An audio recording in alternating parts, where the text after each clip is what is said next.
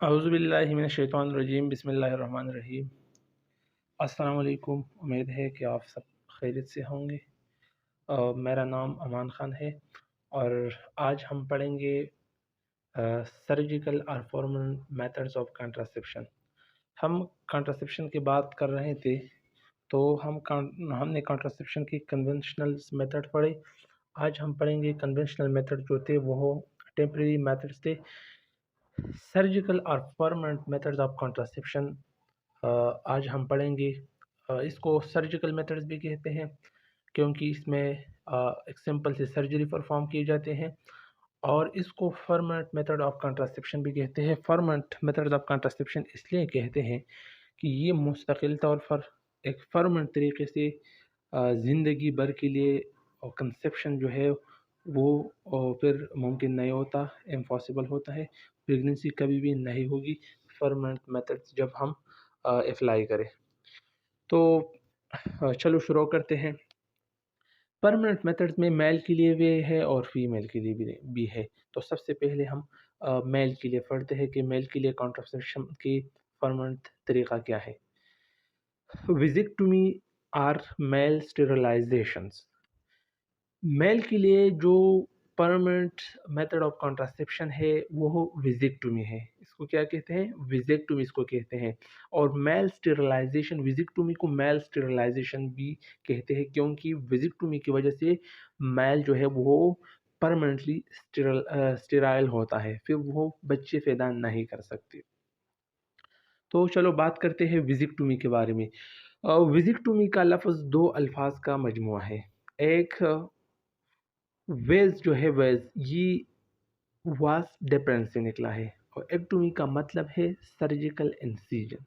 जब हम surgically cut लगाते हैं तो इसको एक्टोमी कहते हैं मेडिकल टर्मिनोलॉजी में। और वेज जो है ये वास डिफरेंस से निकला है। ये एक ये हमारे पास एक ट्यूब्स है। तो वास डिफरेंस क्या है? ठीक है, वास डिफरेंस जब हम मेल रिप्रोडक्टिव सिस्टम पढ़ते हैं तो मेल रिप्रोडक्टिव सिस्टम जो है उसमें ये एक ट्यूब है। टेस्टिस टेस्टिस होती है। टेस्टिस के बाद टेस्टिस के पीछे एक ट्यूब्स होते हैं, इसको एपिडिडमिस कहते हैं। और एपिडिडमिस के बाद ये वास डिफरेंस होता है जो कि स्पर्म को एपिडिडमिस से लेके इजाकुलेटरी डक्ट तक पहुंचाते हैं सेमिनल वेजल के साथ मिलके। ठीक है, सेमिनल वेजिकल और ये वास डिफरेंस आपस में मिलके क्या बनाते हैं? इजाकुलेटरी डक्ट फिर बनाते हैं। तो इस विजिक्टोमी की प्रोसेस में हम स्पर्म का रास्ता ब्लॉक करते हैं। स्पर्म का रास्ता ब्लॉक करने के लिए हम इस वास डिफरेंस जो ये ट्यूब्स है इसको काट देते हैं।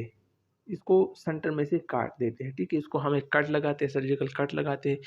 और जब हम कट लगाते हैं तो इस ट्यूब्स के दोनों सिरों को जो है वो अलग अलग इसको टाई दी जाती है, इसको बांध दी जाती है।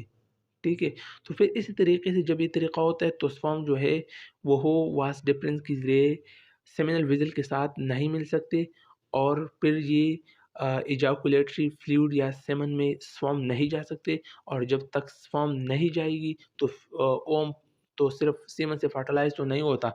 ओम की फर्टिलाइजेशन के लिए तो स्पर्म की ज़रूरत होती है। तो स्पर्म के रास्ते को हम ब्लॉक करते हैं। तो आई विजिक्टोमी की डिफिनेशन पढ़ते हैं। It is a simple operation perform under local anaesthesia. Vasectomy एक सिंपल ऑपरेशन है जो कि हम लोकल एनेस्थीसिया दे के परफॉर्म करते हैं। विजिक्टोमी के लिए जनरल एनेस्थीसिया की ज़रूरत नहीं होती। हम जो है वो लोकेट करते हैं, विजिक्टोमी को लोकेट करते हैं, फिर उस जगह को लोकल एनेस्थीसिया दिए जाते हैं और फिर ये ऑपरेशन परफॉर्म किया जाता है। Vasectomy involves removal of a short length of the vas deferens in tying or cauterizing, burning the ends of the remaining tube. विजिक्टोमी में हम वास डिफरेंस की एक शॉर्ट लेंथ को जो है वो रिमूव करते हैं। उसको रिमूव करते हैं और फिर इसको या तो टाई दी जाती है, ठीक है, इसको बांध दिया जाता है। Cauterising, burning the ends of the remaining tube, और जो ट्यूब रह जाएंगे हम दरमियान में कट लगाएंगे, एक तरफ ट्यूब दूसरी तरफ ट्यूब, तो इन ट्यूबों को ट्यूबों की सिरों को फिर बर्न किया जाता है, इसको हीट दिया जाता है। कैटराइजिंग मीन इसको हीट दिया जाता है। जब हम इसको हीट देते हैं, ठीक है, तो उधर स्कैरिंग हो जाएगी, ठीक है, स्कैरिंग हो जाएगी। तो स्कैरिंग की वजह से ये दोनों ट्यूब्स की सिरे जो है वो बंद हो जाएगी। कैटराइजिंग इसको कहते हैं। दोनों ट्यूबों के सिरों को हीट से बंद किया जाएगा या फिर इसको टाई दिया जाएगा। The vas deferens is a hollow tube which transports the sperm from the testicle to the penis. Vas deferens ये एक खोखली नाली है जो कि स्पर्म को टेस्टिकल से फिनस तक लेके जाते हैं। टेस्टिकल टेस्टिस की सिंगुलर है। स्पर्म को टेस्टिस से पेनिस तक ले जाने के लिए ये एक ट्यूब है। Vasectomy simply blocks sperm from removing along the tube. Vasectomy sperm को इन ट्यूब में जाने से क्या करते हैं, रोकते हैं। आपस में हम कट लगाते हैं, बैरियर आ जाता है। डॉक्टर रिचर्ड ये एक फिजिशियन है, आई थिंक ये जर्मन फिजिशियन है, और इसने पहले बार रिकॉर्डेड विजिक्टोमी की थी कॉन्ट्रासेप्शन के लिए। कॉन्ट्रासेप्शन पर्पजेज के लिए इससे पहले विजिक्टोमी किसने की थी, इस डॉक्टर ने परफॉर्म की थी। Vasectomy male sterilization. There will no noticeable change in the ejaculation after vasectomy. जब विजिक्टोमी हो जाती है तो विजिक्टोमी की वजह से एजाकुलेशन में कोई चेंज नहीं आती, नोटिसेबल चेंज नहीं आती। फॉर एग्जांपल एजाकुलेशन किस चीज़, एजाकुलेशन में क्या होता है, एजाकुलेशन में सीमन जो है वो पेनिस से बाहर निकलते हैं, तो जस्ट इस सीमन में स्पर्म नहीं होगी, बाकी उसी तरह एजाकुलेशन होगा जिस तरह पहले हुआ करते थे। The couple, however, must use contraceptive method for about 6 to 8 weeks following vasectomy or until the sperm count become negative. लेकिन जब विजिक्टोमी का प्रोसीजर होता है तो विजिक्टोमी की प्रोसीजर के बाद तकरीबन 6 से लेकर 8 वीक्स तक कपल को कॉन्ट्रासेप्टिव मेथड, दूसरा कॉन्ट्रासेप्टिव मेथड या बैक ऑफ कॉन्ट्रासेप्टिव मेथड ज़रूर इस्तेमाल करना चाहिए।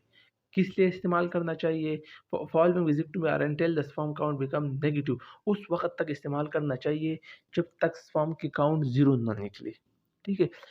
इसलिए इस्तेमाल करेंगे कि विजिक्टोमी तो हो गई लेकिन पहले ही से कुछ स्पर्म जो है वो इधर इन ट्यूब्स में होंगे, ठीक है, उस कट से का पार जो है उस सीमन में एकदम से अचानक तो स्पर्म की काउंट 0 नहीं होगी, कुछ ना कुछ स्पर्म तो होगी, ठीक है।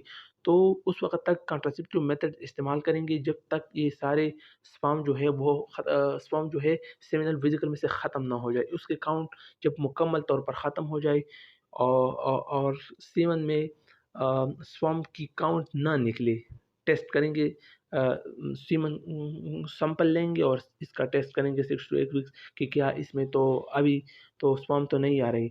जब स्पर्म नहीं हो तो ठीक है, फिर कंट्रासेप्शन की दूसरे मेथड्स को इस्तेमाल करने की ज़रूरत नहीं है। लेकिन जब तक स्पर्म की काउंट 0 ना हो तो तब तक हमें बैकअप कंट्रासेप्टिव मेथड यूज़ करना चाहिए। तो वेजिक्टोमी में स्पर्म की काउंट डायरेक्ट 0 नहीं होती, बैकअप मेथड यूज़ किया जाता है। और फिर एक दफ़ा जब स्पर्म की काउंट 0 हो जाए तो following vasectomy are until the sperm count become negative, sperm की काउंट 0 आएगी तो फिर कोई बैकअप मेथड इस्तेमाल करने की ज़रूरत नहीं है, परमानेंट कंट्रासेप्शन हो जाएंगे।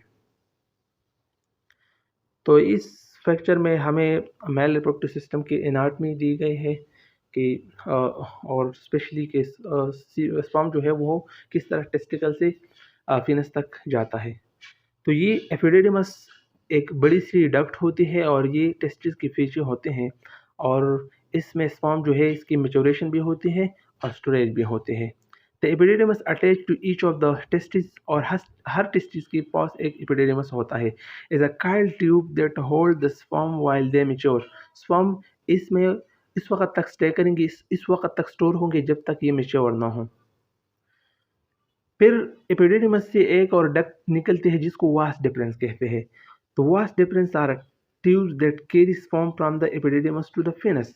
ये वास डिफरेंस वो डक्ट है जो कि सीमन को एपिडिडिमस से फिनस तक लेके जाते हैं और वेजिक्टोमी में इस वास डिफरेंस डक्ट्स के बीच में इस को काट दिया जाता है। वास्ट डिफरेंस के बाद हमारे पास सेमिनल वेसिकल आ जाता है। The seminal vesicle and the prostate gland secrete sticky white fluid semen to nourish the sperm and carry them along.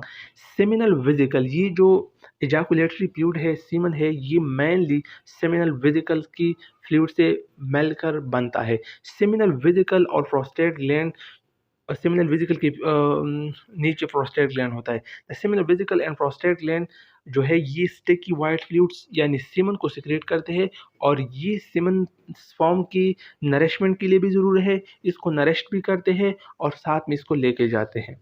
The urethra is the tube and your penis that transports urine and semen. Urethra, male में urethra को urinogenital canal भी कहते हैं। ठीक है, ये sperm को भी लेके जाता है और यूरिन को भी लेके जाता है, यानी ये बहुत यूरिन और स्पर्म दोनों के लिए एक पैसेज वे है that transport urine and semen. When you have an orgasm, semen containing 2% sperm is ejaculated out of the urethra। जब ऑर्गेज्म हो जाती है, इजाकुलेशन हो जाती है, तो सीमन में 2% जो है वो स्पर्म होते हैं, ये यूरेथ्रा के जरिए बाहर निकलते हैं। The testis are two glands that sit inside a pouch of skin called the scrotum. The testes produce tiny swarms male reproductive cells and male hormone। Testis जो है वो मेल रिप्रोडक्टिव ऑर्गन है, इसको गोनेड भी कहते हैं, और ये एक स्किन पाउच, स्किन की थैली के अंदर महफूज होते हैं जिसको स्क्रोटम कहते हैं। टेस्टिस जो है वो स्पर्म प्रोडक्शन में हेल्प करते हैं। तो ये था मेल स्टेरिलाइजेशन फर्मेंट मेथड्स। अब हम पढ़ेंगे फीमेल के लिए स्टेरिलाइजेशन या फीमेल कॉन्ट्रासेप्शन, परमानेंट कॉन्ट्रासेप्शन किस तरह होता है। तो फीमेल में परमानेंट कॉन्ट्रासेप्शन के लिए जो तरीका इस्तेमाल किया जाता है, इसको ट्यूबल लाइगेशन कहते हैं। फीमेल स्टेरिलाइजेशन या ट्यूबल लाइगेशन। ट्यूबल का लफ्ज़ ये फैलोपियन ट्यूब की तरफ इशारा है, और लाइगेशन का मतलब है इसको टाई देना, ठीक है, इसको बंद करना। ट्यूबल लाइगेशन ये परमानेंट कॉन्ट्रासेप्टिव की बहुत तरीका है जो फीमेल के लिए इस्तेमाल किया जाता है, और इसमें फैलोपियन ट्यूब को जो है वो काट के इसकी दोनों सिरों को बांध दिया जाता है, इसको बांध दिया जाता है, या इसको जो है वो कैटेटराइजिंग के जरिए ब्लॉक किया जाता है, या इसको फिर एक क्लिप्स के जरिए ब्लॉक किया जाता है। It is a simple operation perform under local anaesthesia. ये भी लोकल एनेस्थीसिया देके करते हैं। Tubal ligation in women involve the same concept with the fallopian tubes which carry the ovum or egg from the ovaries to the uterus is blocked। fallopian tube का मकसद क्या है? fallopian tube वो tubes है जो female की ovary से ओव्यूलेटेड ovum को लेके यूट्रस लेके आते हैं। तो ये यूट्रस और इसको आपस में कनेक्ट करते हैं। इस ट्यूब को हम बीच में से काट देंगे, बैरियर फैला करेंगे, तो जो ओव्यूलेटेड ओवम है फिर वो ओवरी से यूट्रस तक नहीं आएगा, और जब तक वो यूट्रस नहीं आएगा, मतलब ये एग जो है जब तक ये ओवरी से फैलोपियन ट्यूब नहीं आएगा, तो फर्टिलाइजेशन तो इधर फैलोपियन ट्यूब में होती है। फर्टिलाइजेशन जब नहीं होगी स्पर्म की, तो फिर जो है वो प्रेगनेंसी नहीं होगी, कंसेप्शन नहीं होगा। Tubal ligation women involve the same concept but the fallopian tubes which carry the ovum और egg from the ovaries to the uterus is blocked. और ट्यूबल लाइगेशन में भी डॉक्टर रिचर्ड की खिदमत है। ये जो आप देख रही है ये इंसिजन साइट है ट्यूबल लाइगेशन के लिए। फिर इस तरह इसको एक क्लिप्स की मदद से उन्होंने क्या किया है, मतलब एक काट दिया है, सर्जिकल ब्लेड के जरिए ट्यूब्स को काट दिया है। फैलोपियन ट्यूब है, ये ओवरीज है।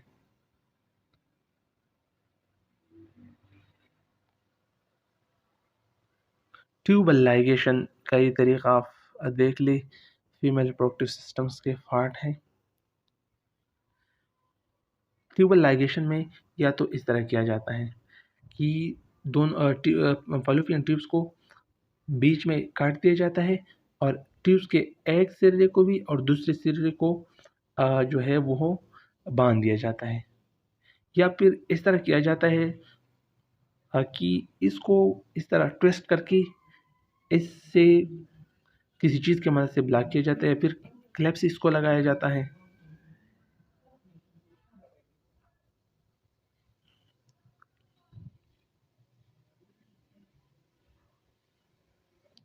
तो ये 2 तरीके थे जिसकी मदद से परमानेंट कॉन्ट्रासेप्शन होते हैं, इसको सर्जिकल कॉन्ट्रासेप्शन भी कहते हैं।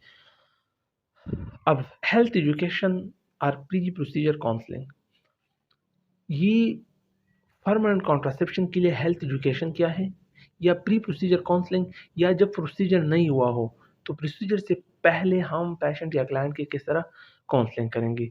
For all clients requesting VSC help them by the following steps. VSC का मतलब क्या है? Voluntary surgical contraception. Surgical contraception तो परमानेंट मेथड हो गया।